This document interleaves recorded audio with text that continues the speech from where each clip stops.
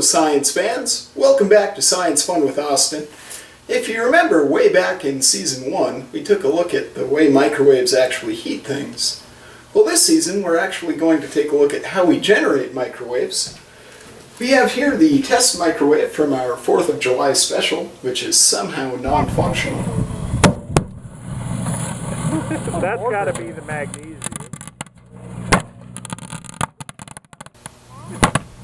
But we still have the major components there, so we're going to take it apart and show you how it works. Alright, so we've taken the main cover off the microwave, and if you take a look we can see the main components. A microwave basically consists of a bunch of hardware to keep a magnetron operational. We have here a large cooling fan, a rather robust power supply, along with a giant capacitor. For all you folks in the computer world, you're probably used to power supplies in the 400 to 500, maybe even the 600 watt range if you're pretty extreme.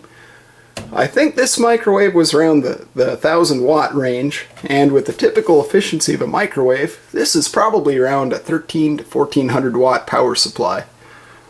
And then up top is the star of the show, the actual magnetron. We'll take a look at that a little bit later. This is about it for this microwave. There's a control panel, of course, and a light. Some of the more elaborate microwaves have a rotating metallic blade next to the magnetron to scatter the microwaves, but this one does not.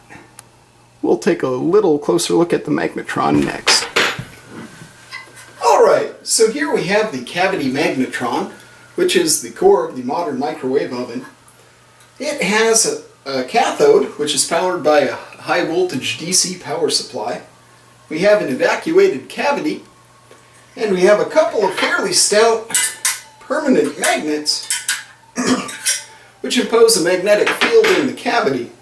That forces the electrons passing through to spiral out, which generates radio waves, which are directed into the oven by the waveguide here.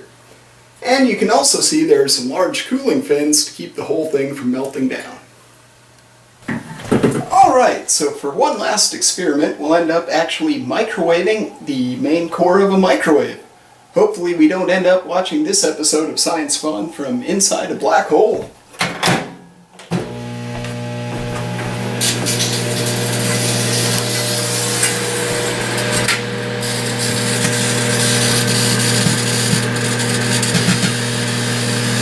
Wow, that is burning pretty darn well.